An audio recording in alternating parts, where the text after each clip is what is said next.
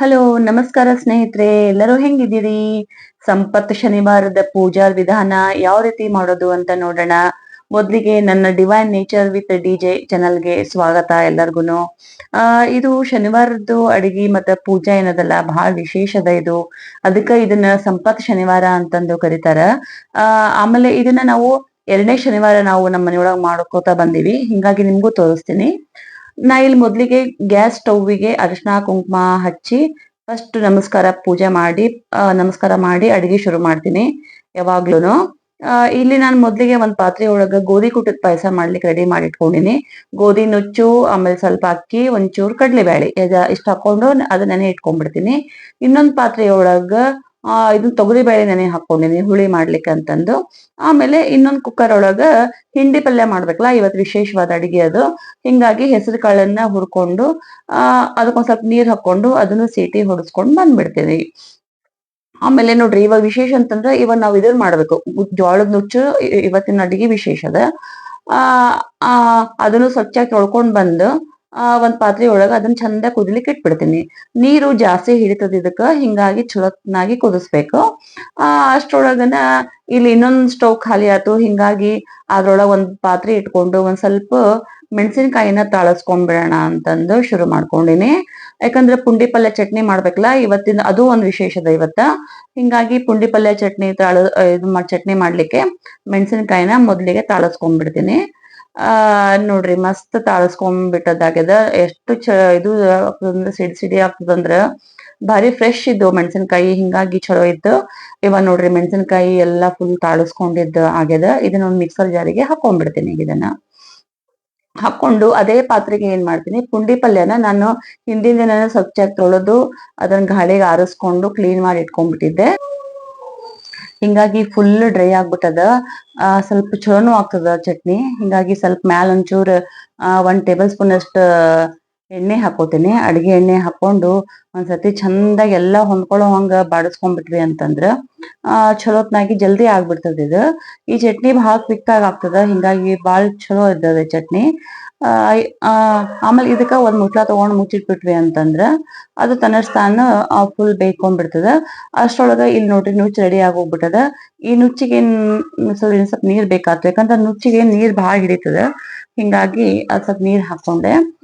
ಇವಾಗ ಇಲ್ಲಿ ನೋಡ್ರಿ ಅದ್ ಪುಂಡಿ ಪಲ್ಯ ಸೊಪ್ಪು ಮಸ್ತ್ ಆಗ್ಬಿಟ್ಟದ. ಈಗ ನೋಡ್ರಿ ಕಲರ್ ಎಲ್ಲಾ ಚೇಂಜ್ ಆಗಿ ಫುಲ್ ಚೋತ್ನಾಗಿ ಬಾಡಿಸ್ಕೊಂಡ್ಬಿಟ್ಟದ. ಈಗ ಇದನ್ನ ಒಂದ್ ಮಿಕ್ಸರ್ ಜಾರಿಗೆ ಹಾಕೊಂಡ್ಬಿಡ್ತೀನಿ. ಈಗ ಇದನ್ನ ಹಾಕೊಂಡು ಇದಕ್ಕ ಸ್ವಲ್ಪ ಇದು ಹಾಕೋದು, ಜೀರಿಗೆ ಹಾಕೋತೀನಿ. ಜೀರಿಗೆ, ಉಪ್ಪು ಇಷ್ಟ ಹಾಕೊಂಡ್ಬಿಟ್ರೆ ಸಾಕು. ಯಾಕಂದ್ರೆ ಹಬ್ಬ ಗಿಬ್ಬ ಇದ್ದಾಗ ಏನಾಗ್ತದ, ಬೆಳ್ಳುಳ್ಳಿ ಈರುಳ್ಳಿ ಎಲ್ಲ ನಾವ್ ಹಾಕೊಳಂಗಿಲ್ಲ. ಹಿಂಗಾಗಿ ಇಷ್ಟ ಹಾಕೊಂಡ್ರೆ ಸಾಕಾಗ್ತದ. ಈಗ ಇದು ಫುಲ್ ತಣ್ಣಗಾಗ್ಬಿಡ್ಬೇಕು, ಅದು ಚಟ್ನಿ ಏನ್ ಮಾಡಿ ಇಟ್ಕೊಂಡಿವಲ್ಲ ತಣ್ಣಗಾಗ್ಬಿಡ್ಬೇಕು. ಅಷ್ಟ್ರೊಳಗ ಇಲ್ಲೇ ನುಚ್ಚು ರೆಡಿ ಆಗ್ಯದ ನೋಡ್ರಿ. ಈ ರುಚಿ ಮಸ್ತ್ ಕುದಿಲಿಕತ್ತದ. ಇನ್ನೊಂದ್ ಸ್ವಲ್ಪ ಕುದಿಲಿ ಅಂತ ತಿಳ್ಕೊಂಡು ಅಷ್ಟ್ರೊಳಗನ ಹುಳಿಗೆ ಟೊಮೆಟೊ ಹಣ್ಣು ಹೆಚ್ಚಿ ಹಾಕೊಂಡ್ಬಿಡೋಣ ಅಂತಂದು ಈಗ ಟೊಮೆಟೊ ಹಣ್ಣನ್ನ ಹಾಕೊಳ್ಲಿಕತ್ತೀನಿ. ಈ ಫುಲ್ ಟೊಮೆಟೊ ಹಣ್ಣನ್ನ ಹೆಚ್ಚಿಟ್ಕೊಳ್ಲಿಕತ್ತೀನಿ ಈಗ ಇದನ್ನ. ಆಮೇಲೆ ಇವತ್ತಿಂದ ಅಡಿಗೆ ಬಹಳ ಸಿಂಪಲ್ ಅದ. ಹಿಂಗಾಗಿ ನೋಡ್ರಿ ಇವಾಗ ನುಚ್ಚುನು ರೆಡಿ ಆಗ್ಯದ. ಅದಕ್ಕ 1 ಸ್ಪೂನ್ ಅಷ್ಟು ಇದು ಹಾಕೋತೀನಿ, ಹುಳಿ ಮೊಸರು ಹಾಕೋತೀನಿ. ಅದಕ್ಕ ನಾವ್ ಇದನ್ನ ಹುಳಿ ನುಚ್ಚು ಅಂತಂದ್ ಕರಿತೀವಿ. ಈಗ ಹುಳಿಗೆ ಮೊಸರು ಹಾಕಿದ ತಕ್ಷಣ ಇದು ಇವಾಗ ಇದು ಮುಗಿದ್ ಹೋಗ್ಬಿಡ್ತಿ ಇದು. ಇವಾಗ ನೋಡ್ರಿ ಚಟ್ನಿನೂ ಮಸ್ತ್ ರೆಡಿ ಆಗ್ಯದ, ನುಚ್ಚು ರೆಡಿ ಆತು, ಚಟ್ನಿ ರೆಡಿ ಆತು. ಈಗ ನಾವು ಇದನ್ನ ಹಿಂಡಿ ಪಲ್ಯ ಮಾಡೋಣ. ಈಗ ಒಂದ್ ಪಾತ್ರೆ ಒಳಗ ಒಂದ್ ಸ್ವಲ್ಪ ಎಣ್ಣೆ, ಸಾಸ್ವಿ, ಜೀರಿಗೆ, ಆಮೇಲೆ ಕರಿಬೇವನ್ನ ಹಾಕೊಂಡು ಒಗ್ಗರಣೆ ಮಾಡಿ ಇಟ್ಕೊಂಡ್ಬಿಡ್ತೀನಿ. ಒಗ್ಗರಣೆ ಮಾಡ್ಕೊಂಡು ಅದಕ್ಕೊಂಚೂರು ಅರಿಶಿನ ಪುಡಿ ಹಾಕೊಂಡು, ಇಲ್ಲಿ ನೋಡ್ರಿ ಹೆಸರು ಕಾಳು ನಾನು ಆಗ್ಲೇ ಕುದಿಸಿ ಇಟ್ಕೊಂಡಿದ್ನಲ್ಲ, ಅದು ಮಸ್ತ್ ಕುದ್ಬಿಟ್ಟದ. ಈಗ ಅದನ್ನೆಲ್ಲ ಇದ್ರೊಳಗೆ ಹಾಕೊಂಡ್ಬಿಡ್ತೀನಿ. ಹಾಕೊಂಡು ಒಂದ್ ಸ್ವಲ್ಪ ನೀರ್ ಹಾಕೋತೀನಿ. ಹಾಕೊಂಡ್ವಿ ಅಂತಂದ್ರೆ ಉಪ್ಪು ಗಿಪ್ಪು ಎಲ್ಲ ಹೊಂದ್ಕೊಳ್ಳಿಕ್ಕೆ ಸ್ವಲ್ಪ ನೀರ್ ಬೇಕಾಗ್ತದ. ಹಿಂಗಾಗಿ ಅದನ್ನೆಲ್ಲ ಕುದಿಲಿಕ್ಕೆ ಇಟ್ಬಿಡ್ತೀನಿ.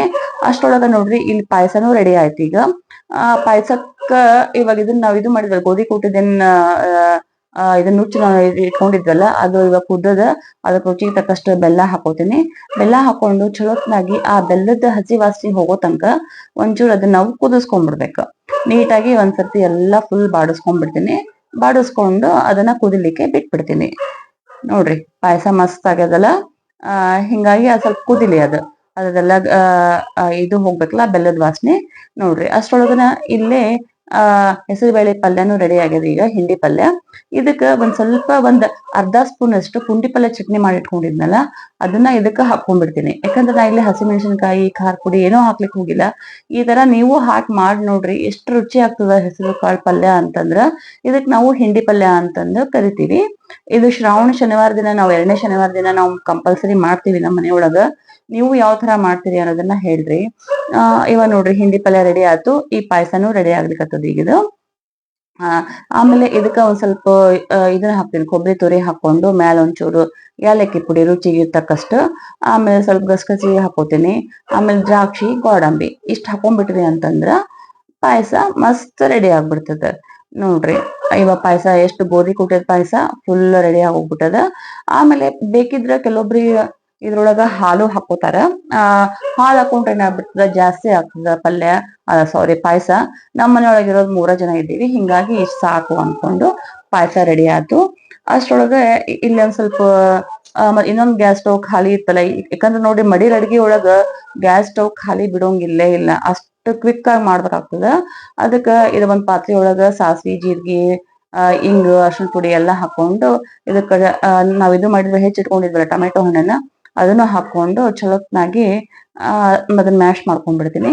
ಇದಕ್ಕೆ ಸ್ವಲ್ಪ ಕಲರಿಗೆ ಅಂತಂದ್ರೆ ಒಂಚೂರು ಅರ್ಶಿಣ ಪುಡಿ ಹಾಕೊಂಡು ಹಿಂಗ್ ಹಾಕೊಂಡ್ಬಿಟ್ವಿ ಅಂತಂದ್ರ ಟೊಮೆಟೊ ಹಣ್ಣು ಚಲೋತ್ನಾಗಿ ಕುದಿಸ್ಕೊಂಡ್ಬಿಡ್ಬೇಕು ಇದನ್ನ ಚಂದಾಗಿ.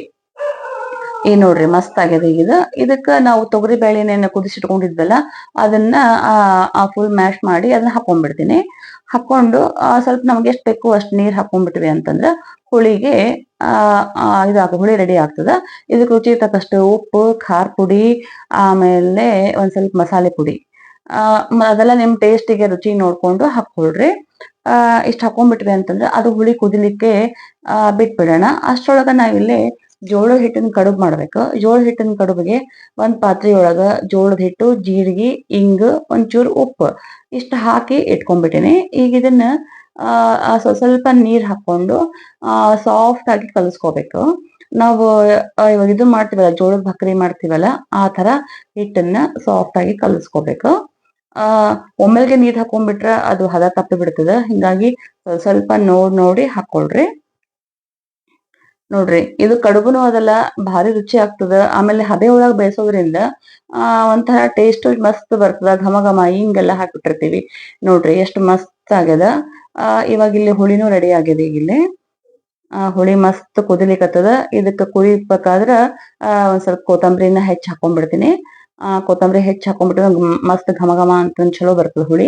ಇದಕ್ಕೊಂದು ಅರ್ಧ ನಿಂಬೆ ಹಣ್ಣಿನ ಇದು ಹಾಕ್ತೀನಿ, ರಸ ಹಾಕ್ತೀನಿ.